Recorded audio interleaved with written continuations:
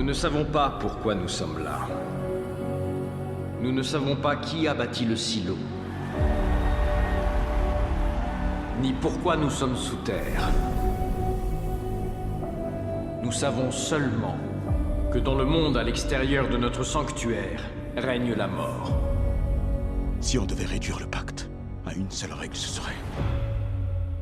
Ne dites surtout pas que vous voulez sortir. Bonjour à tous et à toutes et bienvenue dans la watchlist de Spoilers. Ici Guillaume et je suis avec Justine. Salut Justine. Salut Guillaume, bonjour tout le monde. Nouvelle watchlist donc, notre format court dédié aux sorties récentes de séries et consacré aujourd'hui à la série Silo. Produite et diffusée sur Apple TV+, du 5 mai au 30 juin 2023, Silo est une série dystopique et de science-fiction créée par Graham Yost, à qui on doit entre autres la série Justify, et adaptée d'une trilogie de romans écrits par Hugh Howey et disponible en France chez Babel. Une première saison composée de 10 épisodes de 50 à 60 minutes environ, qui nous raconte la vie dans un futur indéterminé, en ruine et toxique, d'une communauté vivant dans un silo, justement, souterrain, géant, plongeant à des centaines d'étages de profondeur. Une vie régie par des règles que tous et toutes pensent destinées à les protéger, mais que l'héroïne, Juliette Nichols, fraîchement nommée shérif, va commencer à remettre en cause après un événement tragique. Alors, au casting, on retrouve l'excellente Rebecca Ferguson, qu'on a pu voir récemment dans les dernières Missions Impossibles et surtout dans Dune, de Villeneuve, mais aussi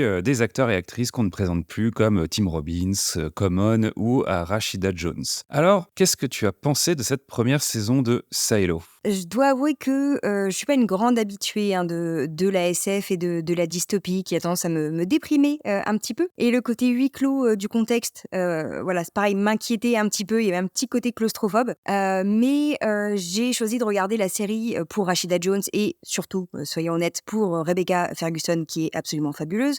Et j'avoue que je regrette absolument pas d'avoir tenté. Le concept social qui est mis en place dans le silo notamment est très intriguant. D'autant qu'on n'est pas véritablement sur une hiérarchie de classe, voilà, ce qui change aussi de ce qu'on peut avoir dans ces mondes dystopiques. Et on nous apporte déjà quelques éléments de construction qui expliquent comment cette communauté est organisée, comment elle définit ses règles, même si pour le moment, dans la première saison, la série pose surtout les bases et lance ses questionnements, assez pour qu'on ait vraiment envie de découvrir la suite, mais pas trop, pour éviter qu'on se lasse aussi des mystères à répétition et des cliffhangers un peu artificiels qui peuvent arriver parfois.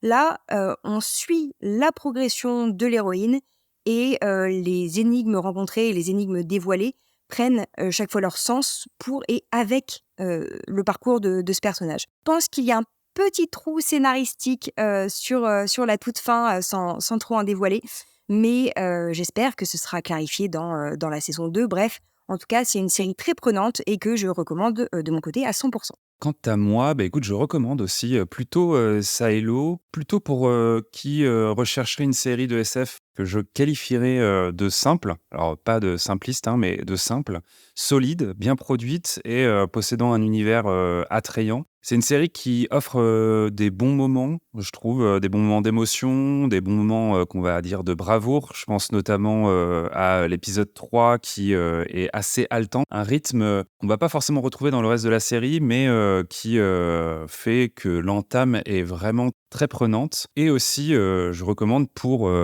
son décor du silo, qui est, je trouve, assez incroyable quand on y pense. Ils ont vraiment réussi à reconstituer un habitat avec vraiment énormément de détails, les appartements, la manière dont, tu l'as dit, est régie cette société, les différentes strates littérales de ce silo, les différents étages et à ce à quoi ils servent. Et je trouve que ça, c'est une grande force de cette saison 1 qui vraiment nous invite aussi à découvrir ce mini-univers cohérent qui se tient et qui finalement fonctionne évidemment en vase clos, puisqu'en plus je crois qu'il y a à peu près 10 000 personnes qui vivent, donc c'est vraiment une assez petite communauté. Par contre, je reste un petit peu déçu qu'elle creuse pas plus ces mystères. Alors c'est ce que tu disais, toi tu trouves que le saupoudrage, on va dire, est plutôt bien dosé. Moi, je suis resté un petit peu sur ma faim.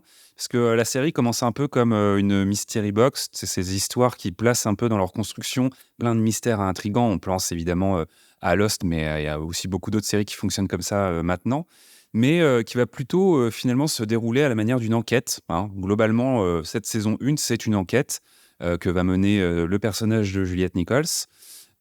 qui sera pas, je trouve, particulièrement généreuse en révélation, mais qui va permettre de creuser les personnages et de justement renforcer leurs liens, quoi. C'est-à-dire qu'on va vraiment, par contre, prendre notre temps, apprendre à connaître ces personnages. Il va y avoir beaucoup de dialogues entre eux. On va comprendre d'où ils viennent, quelles sont les choses qui les tiennent, pourquoi certains acceptent de continuer à entretenir la manière dont le silo fonctionne, pourquoi d'autres, justement, vont plutôt chercher à en décrypter les mystères. Mais je trouve que globalement, voilà, on va pas assez loin. Mais du coup, je trouve qu'elle le fait au détriment d'une certaine forme de conséquences qui pourtant semblerait attendue pour les habitants du silo. Bon, il faudra attendre la suite pour mieux comprendre les tenants et les aboutissants de cet univers, a priori. Ça tombe bien, hein, puisque Apple semble visiblement assez content, hein, de l'accueil qui a été fait à la série.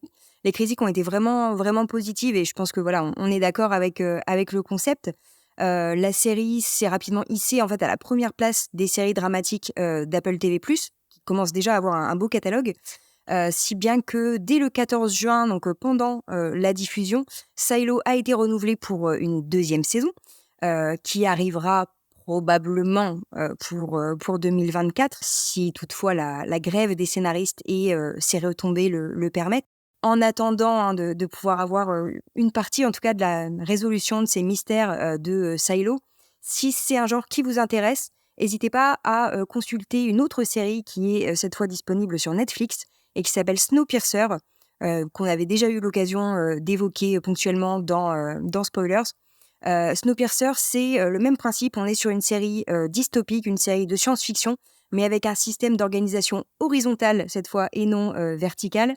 Même principe au sens où on va découvrir la société qui est proposée par l'intermédiaire d'une enquête et par l'intermédiaire d'un personnage principal charismatique. C'est un peu le même fonctionnement où on va retrouver à la fois des éléments très humains, voilà, qui nous permettent d'approfondir les personnages et toute une réflexion sur comment on vit en communauté dans un espace clos et avec les contraintes écologiques extérieures. Donc pas mal de similarités entre les deux séries, ce qui nous permettra de patienter en attendant la saison 2 de Silo. Effectivement, donc Netflix pour la série Snowpiercer et évidemment Apple TV+ pour la série Silo. Rendez-vous donc l'année prochaine, on l'espère, pour une saison 2. Merci à tous et à toutes pour votre écoute. N'hésitez pas à vous abonner à l'émission Spoilers sur votre fournisseur préféré de podcast. On est présent sur à peu près toutes les plateformes. Et à bientôt pour de nouvelles watchlists. Salut Justine. Salut, à bientôt. Êtes-vous prêt à vous dévouer corps et âme pour servir le silo? L'horloge tourne. Nous n'avons plus beaucoup de temps. C'est une menace grave à l'ordre du silo. Eh ben moi, je m'en fous complètement. Ce que je veux, c'est trouver la vérité.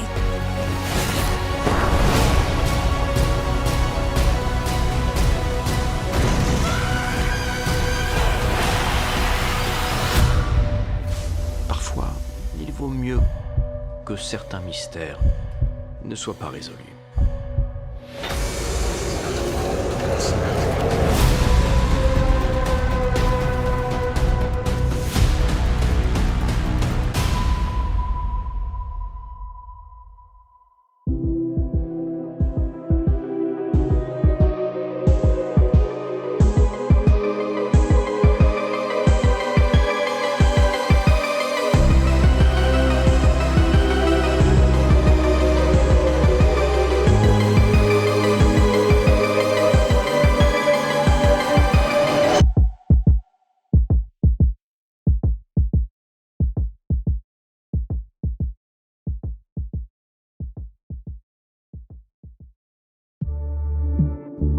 Bonus. Trax.